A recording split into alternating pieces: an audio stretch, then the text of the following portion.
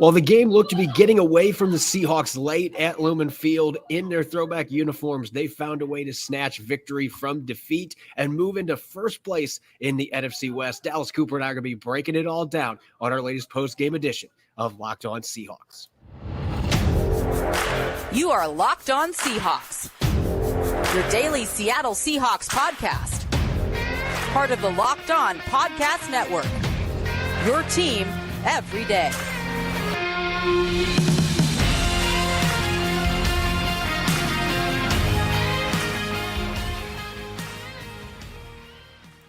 Greetings, 12. This is Corbin Smith, host of the Locked On Seahawks podcast, your daily Seahawks podcast, part of the Locked On Podcast Network, your team every day. Glad to be joined here for our weekly post-game show by my co-host, Dallas Cooper. And a special thanks to each and every one of the 12s, whether you're listening in Seattle, here nearby Lumen Field, or across the country in Boston, Massachusetts. We greatly appreciate each and every one of you making Locked On Seahawks your first listen 5 days a week. The Seahawks jumped out to a 14-0 lead today in their throwback uniforms against the Cleveland Browns, but late in regulation, it looked like they were going to let that victory slip from their grasp. The Browns had the football closing into the 2-minute warning, and then the Seahawks came up with a big defensive play. Julian Love with the interception deflected off of Jamal Adams' helmet, of all things. And the Seahawks ended up scoring in the final minute to win 24-20. They move into first place in the NFC West at 5-2. The 49ers losing their third straight game today to the Cincinnati Bengals. So again, the Seahawks are in first place. And Dallas, this was certainly one of those games where I guess inconsistent is probably the best word that you can use to describe every phase for the Seahawks. They got off to that red-hot start on offense, and then for 2.5+ quarters, they couldn't really do anything on offense. And on defense, they started hot, but they had some drives in the middle of the game. They struggled, and the Browns were able to take the lead in the second half. And so this is one of those where you think you're lucky stars. You won at the same time. This is a really good team that they found a way to beat, and that's a good victory that gets them into first place.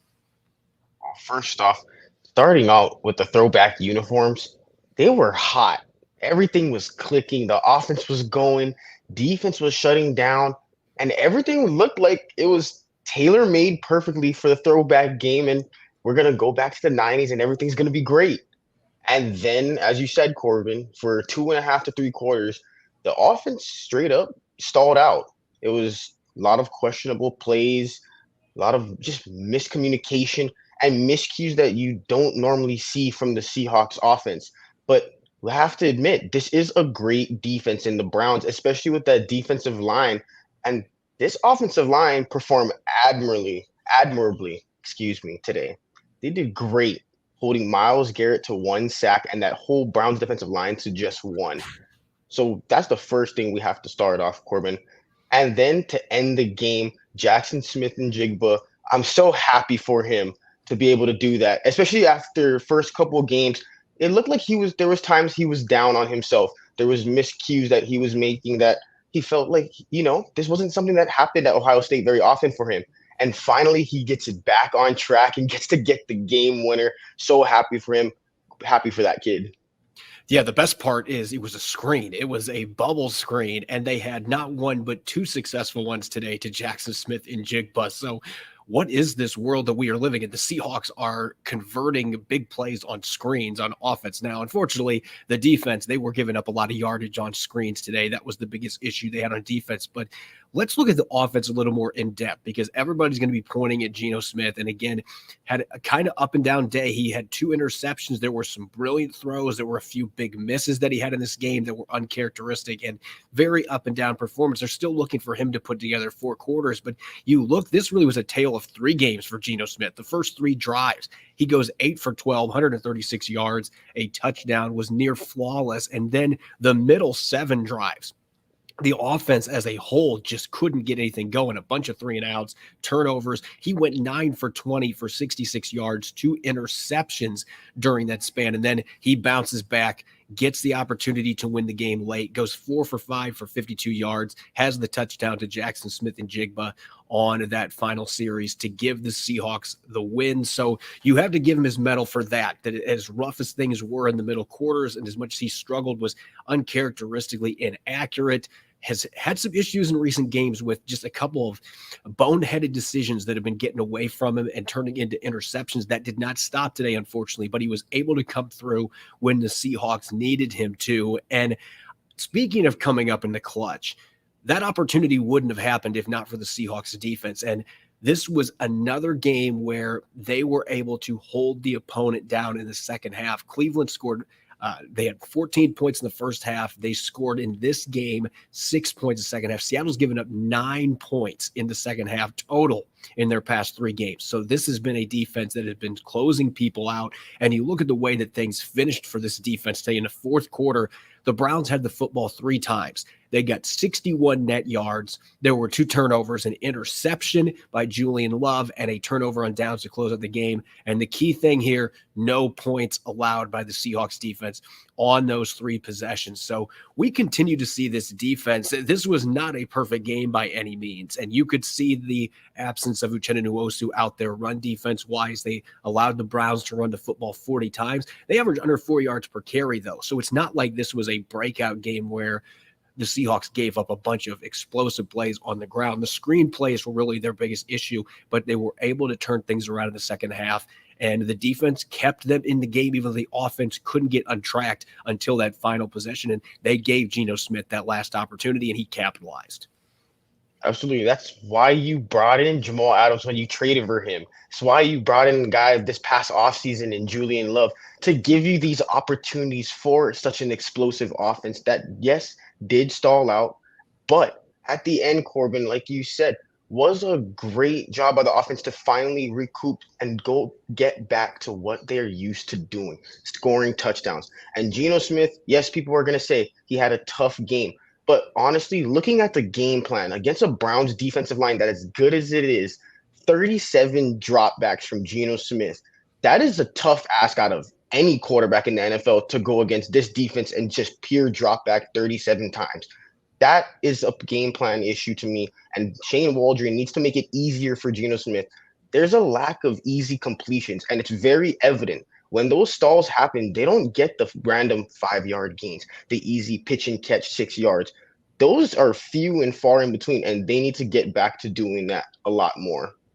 Yeah, that really leads into my thought coming out of this game. And I need to watch the all 22 to have a full assessment of this. But both your running backs averaged more than 5.5 yards per carry today, but they combined had only 13 touches. And there was some inconsistency there. Those numbers were skewed by a couple really big runs. Ken Walker III had a 47-yard run on the opening touchdown drive and was really quiet the rest of the game. He had 3 carries that opening drive, and I think he only had a couple carries the entire rest of the game. So they weren't giving him the football very much. Zach Charbonnet ran the ball really well, but he only had 5 carries in this game. So Seattle was not able to establish that ground game in terms of getting enough carries for those guys. And so that was something that I was questioning when it looked like the Browns might win this game at the end. And Seattle's defense came up with that big interception near midfield. And then you see Geno Smith just forget about those mistakes he made earlier, drives him down, get that game-winning drive. And again, the Seahawks are now in first place in the NFC West thanks to the Bengals beating the 49ers at 5-2. They are in sole possession for right now, leading the division. So certainly a good day. You'll take any win that you can get, but this is still a game where the Seahawks can look back and say, we had plenty of other opportunities to pull away in this game, and they didn't take advantage of those chances. But certainly there's going to be some learning experiences coming out of this game for this team that's still trying to find a way to put together 4 quarters, particularly on offense. This was a defensive issue earlier, but the defense is more consistent than the offense right now. And that's the silver lining here. You know, you've got a defense, the Browns, they were giving up under 245 yards per game this year. So this is a really good defense. Seattle had over 360 yards. So they had their turnovers, they had their mistakes, but there's still a lot of positives there. And if you could just clean up those things that have been, those turnovers that have been an issue the last couple of weeks, then this football team still has a chance to be really special on offense. Still put up 24 points today. They were 3 for 4 in the red zone. So that is another positive development as well. A lot to be excited about coming out of this game, but most importantly, being in first place in the NFC West after 8 weeks. Coming up next, we're going to get to our weekly game balls, which players stood out on offense, defense, and special teams. Don't go away. You're listening to the post-game edition of Locked On Seahawks. which is brought your way by our partners over at eBay Motors. eBay Motors has teamed up with Locked On Fantasy Football host Vinny Iyer to bring you some of the best fantasy picks each week all season long. Every week, we're going to provide you players that are a guaranteed fit on your roster. We're looking towards week 9 already. Let's see who Vinny has picked out for us on this week's eBay Guaranteed Fit Fantasy Picks of the week. Panthers running back Chuba Hubbard got the lead duties in week 8 against the Texans despite Miles Sanders being available. Although Hubbard struggled to get going in that matchup, he should find more running room back home against the Colts breaking down front. The Panthers' power running should yield better results, but Hubbard can also have an impact in the passing game to deliver all around as a fantasy sleeper. Vinny Iyer from Locked On Fantasy Football is going to help you win your fantasy championship at eBay Motors. Knows a championship team is about each player being a perfect fit. Same with your vehicle. With over 122 million parts for your number one ride or die, you can make sure your ride stays running smoothly. Brake kits, LED headlights, roof rack, bumpers, whatever your car or automotive needs, eBay Motors has it. And with eBay's Guaranteed Fit, it's guaranteed to fit your ride the first time, every time, or your money back. At these prices, you're burning rubber, not cash. Keep your ride or die alive at ebaymotors.com. eBay Guaranteed Fit, only available to U.S. customers. Eligible items only. Exclusions apply. You're listening to the post-game edition of Locked On Seahawks. I'm Corbin Smith. Glad to be joined for this show by my co-host, Dallas Cooper. And a special thanks to each and every one of the 12s. Thank you for making Locked On Seahawks your first listen 5 days a week. We greatly appreciate it. The Seahawks getting back in the win column, second straight week, 5-2. They're in first place in the NFC West. But this was certainly a game that was in doubt. Late in the fourth quarter, the Cleveland Browns had taken the lead. The offense had been stalled for more than 2 quarters. It looked like the Seahawks were going to get handed the defeat in their throwback uniforms, and yet they found a way in the final couple minutes, getting an interception from Julian Love, and then Geno Smith coordinating the game-winning drive, hooking up with Jaxon Smith-Njigba for a 9-yard touchdown. So Seattle escapes with the victory that, quite frankly, looked to be getting away from them after a fast start today. Let's get to our game balls. Let's start on offense. 24 points, not a bad performance necessarily by the Seahawks, especially considering the opponent that they were playing against, a Browns defense that ranked first in yardage allowed in the NFL coming into this game, a fierce pass rush.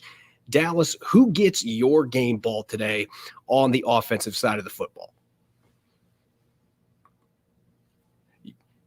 Muted. Sorry. But I said it earlier and I gave a little tidbit to it. But Corbin, we talked about this before the show, but the offensive line, you got Myles Garrett, all these pass rushers, Darius Smith. These are guys that are great pass rushers and have tormented offensive lines throughout the beginning of the season. And now the Seahawks offensive line allowed just 1 sack and 3 quarterback hits. And we have to acknowledge a lot of that is due to Geno Smith being absolutely amazing when it comes to managing the pocket when stuff is breaking down. He was absolutely magnificent today at that. But the offensive line gave him the chances that the offense needed. You wouldn't have expected this much of a great performance from an offensive line that is dealing with injuries as much as this. Heck, they had Jason Peters out there playing, and he gave quality snaps. This was a great, great game by the offensive line. I can't say enough how tremendous they did. Yeah, we normally reserve game balls for an individual player, but I think you've got to, on offense, you've got to give all the credit in the world to that offensive line, because you had 2 right tackles that were rotating. Stone Forsythe started the game. He wasn't injured, but they put Jason Peters in for some snaps. He played a handful of drives in this game, and both of them did a really good job. And it was crazy because Myles Garrett, I felt like he wasn't even on the field in the first half. I don't remember his name being called. Now, he did get the only sack the Browns had late in this game, and at that point, it seemed like that might be a backbreaker for the Seahawks because their offense had struggled so much. The defense looked gassed. That seemed like a play that was maybe the dagger in the coffin, so to speak, and the Seahawks are going to be in trouble late. But that was the only sack they had. They, as you mentioned, they had 3 quarterback hits, and I want to talk about the run blocking too. It was a little more inconsistent in this game, but especially late when Zach Charbonnet broke a 21-yard run. They had a couple other nice runs from Ken Walker and Charbonnet. This offensive line really continues to surprise me in the run game department. They were much better off with Evan Brown in its center today. He brings more of that physical presence than what Oluwatimi does, at least right now. And so you could see them winning the line of scrimmage. They were creating creases. That 47-yard run for Ken Walker III, Anthony Bradford had the key block that allowed him to cut back into that crease and then take off to the second and third level. So I feel like this offensive line, you got to give them all the credit in the world. I thought Charles Cross had a fantastic game. Again, didn't even feel like Myles Garrett was on the field in the first half, which I didn't expect to be saying that coming out of this football game. But nonetheless, that was a really good performance by the entire offensive line. And to be able to rotate guys the way they are, that is a big deal as well for the Seahawks. So I think that this is something we're in agreement on. I think this is a game ball for the entire offensive line. They did a fantastic job protecting Geno and opening up the run game. Now, on the defensive side, this one was actually a little tougher for me because you had a couple players that really stepped up that I think were worthy of winning the game ball this week. Who is your selection and why?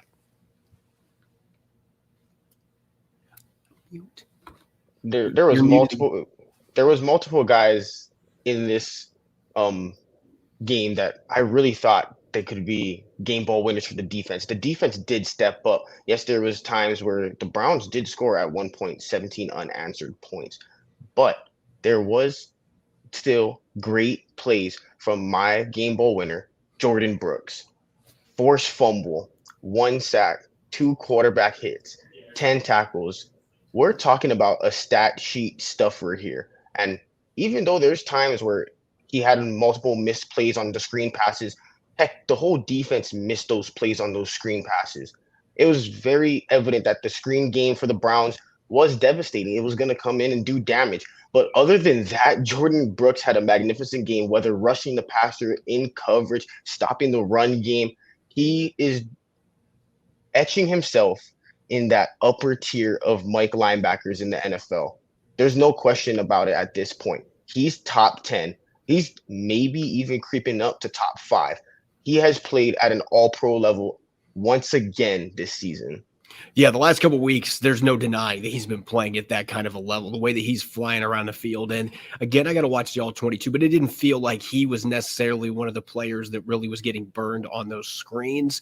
They were getting caught in some looks. You got to give the Browns credit. They did a great job of scheming those screens in when they were going against certain pressure looks where the Seahawks just didn't have the right play call out there to be able to defend it. So sometimes you are going to get beat, and that's the way that went down today with the screens. But Brooks was all over the place. And I think the biggest difference for him, coming off that ACL injury too, you're seeing the blitzing ability. And I felt like early in his career, the first couple of years, that was something that the Seahawks didn't do a lot of that I thought he was pretty good at. And we've seen more of it this year. They are sending him and Bobby Wagner a lot more. And he had that pivotal forced fumble on the sack in the first quarter that set up Seattle's second touchdown. Geno Smith hitting Tyler Lockett on a 12-yarder in the back left-hand corner of the end zone. They were gifted the football in Browns territory because of that forced fumble and that strip sack that Boye Mafe ended up recovering. That was another player that I strongly considered for this for a second week in a row. 4 quarterback hits in the sack. He was fantastic once again, but Jordan Brooks was all over the field. I think from start to finish had another phenomenal game. Now, special teams, I was joking with a few guys in the press box about this, and this is not a bad thing. I didn't think that special teams was near as bad as what it was last week against the Cardinals, but it was kind of one of those games for both sides where, yeah, the special teams, they were out there. They played. There weren't any plays that really jumped out that were spectacular other than the fact that I thought Michael Dickson had a pretty strong day. There were a couple of booming punts from him. There was one that when he's really on his game, he looks like he's barely kicking the ball and it goes 60 yards. It explodes off his leg. He had a couple of those kicks today, 2 punts inside the 20. You expect that from Michael Dickson. So it was just another day at the office, but on a day where there weren't any major big hits on special teams, Jarek Reed had a nice hit to open the game, but there weren't any like signature plays. There weren't any turnovers created. Jason Myers did what he needed to do, had just a solid day at the office. It was a lot of just solid play on special teams. So Michael Dickson is my game ball winner in the third phase. I would have to agree with you. He had some booming punts today, and especially in a game that comes up this close at the end, those field position changes matter. And this is a weapon. When the offense is stalling out for 2.5, 3 quarters, and it sucks. But you have a punter that can come over here, change the field position, and give your defense an advantage to start their possession, which then could lead into the offense potentially having an advantage when they force the 3 and out due to field position. Dixon is absolutely a game changer, Corbin, and I would agree with you that he has to win the game ball for this game. Let's shift gears now from our game balls to the 3 up, 3 down. Coming out of a win, you always have a lot of players that have positives, but this was a game where it did feel like the Seahawks had plenty of struggles as well. So we've got candidates for both lists here on our weekly stock watch. And starting with our 3 up, the players that really shined in this football game. On the offensive side of the football, Ken Walker III had a good game, but this was really the first game where I felt like Zach Charbonnet somewhat got established. I'd still like to see more carries from him, but 5 carries for 53 yards. He had a big 21-yard run in the fourth quarter. You could see the elusiveness. You can see the power. He is a downhill waste no time style running back, and it's really fun to watch. He does have a complementary skill set to Ken Walker III, and he had a couple nice blitz pickups in this game as well. He has really secured that third down back job for the Seahawks, with DJ Dallas just primarily playing on special teams. He has earned that role, but you could see everything that he brings to the table as a runner today. With over 10 yards per carry, he was running the ball really hard. I'd like to see more emphasis on getting him the football, but again, that happened with the entire run game today. Just 13 carries for their running backs. They got beat by 13 minutes for time of possession today, and that was a big part of it, is they just didn't get enough carries for their running backs. A lot of 3 and outs. They'd have a run on first down, and then they went away from the ground game completely, and then they have to punt quickly. So I'd like to see these guys get the football more, but I thought Charbonnet, with the limited snaps he had today, both in pass protection and running the football, you get to see why the Seahawks invested a second-round pick in him. Absolutely. Charbonnet, as you said, is a perfect runoff of Ken Walker. You got thunder and lightning, and they both played great, and he had the longest rushes of his career today, so it was a great game for the rookie. But another person for my 3 up would be Tyler Lockett. Once again, the veteran comes in and makes spectacular plays. 10 catches, 88 yards. Shows why he's always been there and is the key guy for Geno Smith. DK Metcalf had a sort of off day, but Lockett was there to save the day when it comes to the wide receiving core, in addition with Jaxon Smith-Njigba. Yeah, he might not be getting the splashy downfield plays that we've seen from him throughout his career, but he's just so darn good at running those short to intermediate routes and being crafty with his route running, getting defenders put on ice skates. He did that multiple times today, and he had another catch that would have had a first down, but it was taken away by a penalty on the offensive line. So he was fantastic today, a nice bounce-back game for him. Even though he's missed some practice time with a hamstring injury, he is still one of the very best in terms of consistency, being reliable. On defense, for me, I got to go with Julian Love. He was my second pick for the defensive game ball. Only had 3 tackles, but it felt like he was really active today when he was in the game. And, of course, he had the critical turnover in this football game just before the 2-minute warning.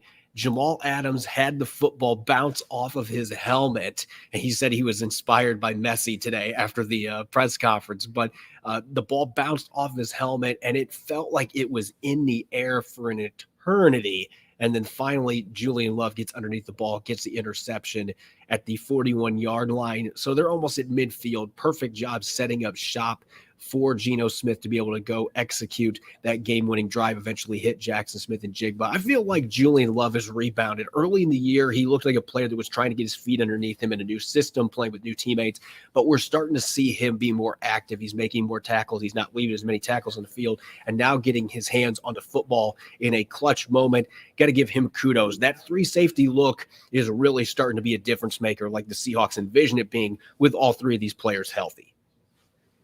Absolutely. Julian Love comes in and brings kind of a mixture of what Diggs and Adams bring. He's kind of the perfect medium. And as you said, it took him some time to kind of settle his feet into this defense. Was struggling earlier in the season. But man, what a great game, and perfect time, right? Throwback uniforms, and he gets the game-sealing interception in order to set up the game-winning drive. Great play by Julian Love, and he had a great game for that. Yeah, he was not the only player in the secondary that was impressive too. It was nice to finally see Riq Woolen get an interception, though he should have had two. He had a second one that was right in his breadbasket at the end of the game, and he dropped it. So I guess maybe that's why he was a receiver converted to corner at UTSA. But we've seen him catch a lot of footballs, tied for the league in interceptions last year. Had the pick today. It was an overthrow by PJ Walker. There was some pressure in his face, and the Browns were driving. They had a chance to get at least 3 points on that drive, but the throw was airmailed. Woolen was there, dove to the ground, kept it from hitting the turf, picked it off, and then the Seahawks ended up getting possession. Didn't do anything off that turnover, but he also had a tackle for loss. He had another pass breakup. Like I said, it should have been an interception number 2. Teams are throwing at him more right now because we've seen what Devin Witherspoon has done. Witherspoon had a quiet day statistically, but part of it's because the Browns had absolutely no interest in testing him at all. They didn't even throw his way other than one play that he got kind of a tic-tac penalty, but that is opening up more chances for Riq Woolen, and that more throws your way, you're going to give up more plays, but you also have a lot more chances to make interceptions, and he's had a few close calls recently. It was nice seeing him be able to finally get that first interception this season, get that monkey off his back a little bit, and even though there were some questionable penalties called against him in this game, he was able to stay with his head on a swivel, kept even keeled, and came back and made some big plays down the stretch for the Seahawks to win this football game. As we talk about every game, there's always going to be a few players that, whether it's just statistics or missed opportunities, there's always a few players that are going to be looking towards next week, wanting to play better. So looking at our 3 down, who's not hot coming out of this game, who jumps out first to you on this list, Dallas? I'm going to have to go with the star wide receiver, DK Metcalf. And first reason being, statistically, let's just go 5 receptions on 14 targets. That is not a good stat line, and that's not what you want if you were looking for a QB wide receiver connection. He had a tough time getting open. There was splash plays involved. However, on a consistent snap-to-snap basis, looking at DK Metcalf, there was no separation from Brown's corners. And frankly put, there was a reason Geno Smith kept missing him. It was a lot of difficult opportunities for him because of the lack of separation. Great game from the Browns corners, but DK Metcalf definitely had a tough game today. For me, this is really a split between Geno and DK because I think that Geno certainly missed some throws today. There were some questionable decisions. Even that last game-winning drive, the one incompletion he had was a throw that he shouldn't have made. He ended up having the throw bounce off the back of a Browns corner, trying to squeeze the ball to, guess who? DK Metcalf. That is not even close to the efficiency that you're wanting from your quarterback with your star receiver. But to me, this is a two-way street. DK Metcalf, there were several plays where it just felt like I didn't necessarily see him battle for the ball the way that I want to see him do. There were a few bad missed throws by Geno, too. He had a slant late in the game that DK Metcalf was wide open. He skipped it off the ground. So, again, this is a two-way street. I think Geno Smith, the game-winning drive gives him a little bit of a reprieve, but this was a game where you just missed some throws and made some decisions again that you can't make as a franchise quarterback. So you keep hoping he's going to be able to have one of those games where everything gets put together. He still had a strong performance in some regards. At the same time, expectations are much higher because of how you played last year. And so you continue to make these mistakes, commit key turnovers and questionable decisions with football. Those are things that are going to be magnified now because of those heightened expectations. So even though he has come through in the clutch and a few times like today, won the game on a game-winning drive, you got to look at this as a situation where expectations are higher. People expect him to play much better. So both those players, I think, coming out of this game, they're going to be looking back at the film and saying, man, we missed some key opportunities, and they're going to want to play better in this upcoming game at Baltimore. You better bring your A game against that Ravens squad. As far as on the defensive side of the football, I had 2 players that jumped out to me, but the first one is Derek Hall. And this one is more about what you didn't do than what you did. And it was a really quiet game for him. They are going to need him to pick up a lot of the slack. There might not be a player on this roster right now, Dallas, that has more pressure on him with this injury to try to elevate his game. And he's now midway through his rookie season. There were a couple run plays where he was completely out of position, setting contain. The Browns took advantage of it a few times. PJ Walker snuck outside scrambling, and he was able to do that because that contain was lost. And so they need more from him. He's got to play more sound with his responsibilities against the run, and they need him to get involved in chasing the quarterback. No QB hits today. He's a player. You can give Frank Clark a little bit of an excuse today because he came in a few days ago, even though he's a veteran. But Derek Hall's been here. You expect that he's going to keep showing growth. There have been flash plays early in the season. I thought this was a game that maybe we might see him have a few of those big plays, and really it was a quiet day with a few big mistakes against the run. It's a tough game for the rookie. And as you said, there's probably no player on this roster with higher pressure due to the Nwosu injury. This is the guy that's expected to step up and take the role. Darrell Taylor, yes, you would say he's older, he's more of a veteran. But in terms of archetypes of edge rushers, there's no other body in the Seahawks edge room that I feel can really replicate Nwosu's explosiveness and strength. And Hall is that rare archetype where he can. Unfortunately, today he had a tough game, and I would say a lot of it was rookie moments. Whereas losing contain, as you said, mental errors in the run game, getting washed down, not playing with sound base. Those are things that are going to fix itself over time. So the future's still looking good for Hall. So I'm not too discouraged by today's game, although it was a tough one. I want to close out one other player that I have on my list, and you and I talked about this guy a lot leading up to this game. In fact, he was my offensive pick to click on Friday's episode, and I know that the Browns have struggled or have been really good against tight ends. Tight ends have struggled against their defense, but I just had a feeling with the weapon Seattle has, the tight ends might get involved, and Noah Fant had a huge catch late in the game. So the tight ends, there at least was some contribution there with Noah Fant with that big play, but I thought Will Disley was going to be able to pitch in, and I don't even know that this is his fault. He had no catches today, one penalty.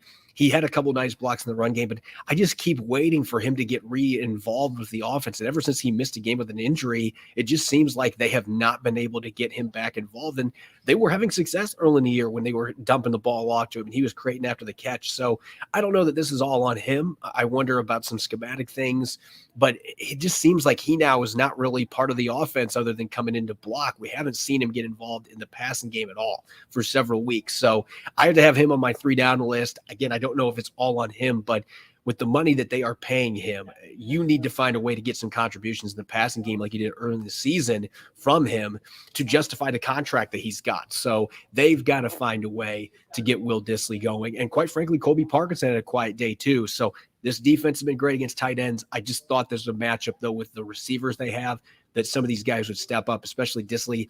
Seeing him go for an offer again, it's a little bit disheartening when you consider what he has done when the Seahawks have gotten him involved in the passing game. Yeah, Uncle Will, he's always been a guy that's been consistent in the passing game, as you said. But today, getting an offer, yes, these Browns linebackers and safeties are excellent in coverage. But as we were talking about earlier, due to the new scheme and what Waldron's been doing, it seems like there's moments and times throughout the season, like players just get lost in the scheme. At first, it was Jaxon Smith-Njigba and having a hard time finding him within the offense. And then now it seems like the tight ends, and as weirdly as this would have been to say earlier in the season, the running backs felt lost in the scheme today, as we were talking about. You need to get them more involved, and it's important because the Browns were keying in on Metcalf, 14 targets, 5 catches. That's not going to do it. So Uncle Will Disley, I could definitely expect him to get more involved in the future if Shane Waldron wants any sort of success for the Seahawks.